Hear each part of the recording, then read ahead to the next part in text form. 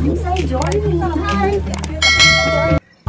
hello mga ka-journey! Welcome back to our YouTube channel. And for today's video, gagawa tayo ng masarap na ulam pang madalian para sa mga chikiting. At kung bago ka sa aking channel, please do subscribe and hit the notification bell para po lagi kang updated sa ating latest video. And ayun, dahil nga po marami tayong ginagawa today, medyo na late na po tayo para po mag-prepare ng ating lulutuin sa lunch. Pero padating na po for an hour yung ating mga estudyante. So kailangan natin ng mabilisan lang na pagluluto. At para po sa mabilisang pagluluto, meron po tayo dito na chicken breast na i-marinate ko po sa soy sauce, oyster sauce, konting asukal. Tapos nakalimutan ko pa yung white wine na lagyan kanina for marination. So inihabol ko na lang siya sa pagpiprito. So may nakita tayong bagong technique sa social media, sa Facebook actually, na kung paano magpiprito na medyo may konting lutong yung ating manok. Nakita nyo na ba yung ganitong style ng pagpiprito? Yung inuuna mong ilagay yung flour dun sa mantika para syempre tamad tayo. Hindi na natin i-dip isa-isa yung chicken dun sa flour. Diretso na natin yung flour dun sa mantika. Tapos pag mainit na siya, tsaka natin ilalagay yung marinated chicken natin. Tapos, hintayin mo lang siya na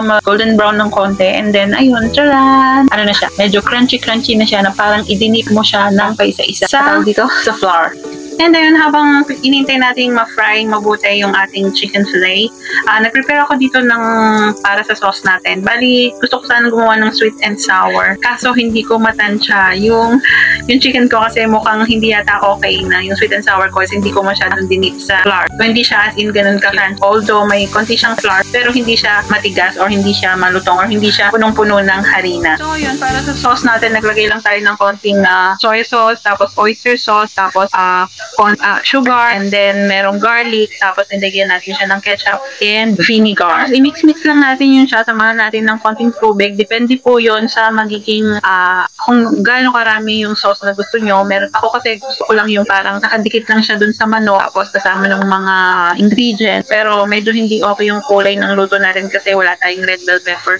Yung pepper lang natin dito is yung kulay dilaw lang siya. So, iisa yung kulay ng manok, ng sibuyas, ng ginger natin, kasama na rin ng bawang. So yun, hindi siya nagmukhang maganda. Hindi siya okay lang magandang presentation dahil hindi siya colorful. And ayun, medyo okay naman na tong ating chicken. Ano na siya, medyo crunchy na siya ng konti. Siguro kung bistik lang to na manok, okay siya. Ilagyan mo na siya ng toyo. Tapos kaso nga naka-prepare ako ng mga ingredients para sa sweet and sour. So itutuloy ko na lang to. Hindi ko lang alam kung magiging okay yung texture niya. Pag lalagay ko ng sauce mamaya kasi parang medyo malambot siya at hindi siya balot sa harina. And ayun, after nang maluto yung ating manok, pag alam yun ng luto na siya at medyo crunchy na siya ng konti, kunin ng isa aside na po muna natin. Pero wag nyo pong itatapon yung mantika nyo natin dahil dyan po tayo magigisa ng ating gagawing sauce.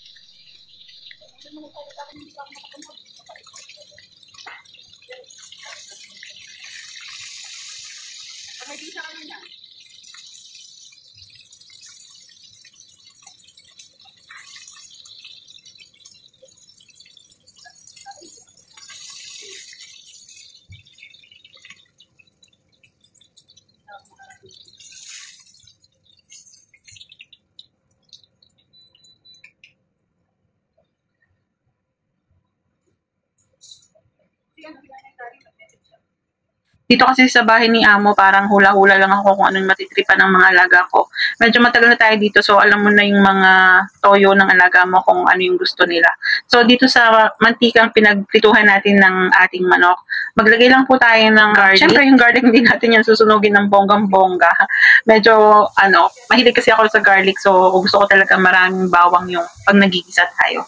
So Ang pagkakamali ko, dapat talaga inihalo ko yung garlic dun sa sauce. Kasama ng meat ng sauce na ginawa ko. Pero ginawa ko, ikinisa ko siya. Kaya siguro, ewan ko, sana maging okay. Tapos after ng garlic, syempre luya, ang patanggal ng lansa, at saka syempre yung lasa ng sweet and sour, kailangan talaga siya may ginger. Pagka medyo golden brown na yan, i-add na natin yung sibuyas. After ng sibuyas, and ayun, after natin na igisa yung bawang, sibuyas, luya, na na-overcook na, isama na rin natin yung bell pepper na kapiraso dahil kinuha lang natin sa salad ni Amo. Wala kasing ingredients dito, no? So, kahit na kulay, magkakakulay sila lahat, dilaw yata itong iniluto natin.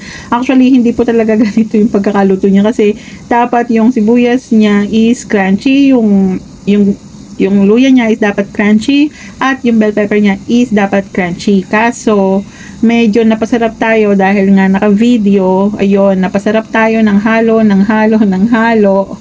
Kaya, na-overcook po lahat ng ating ingredients. Kaya, pasensya na.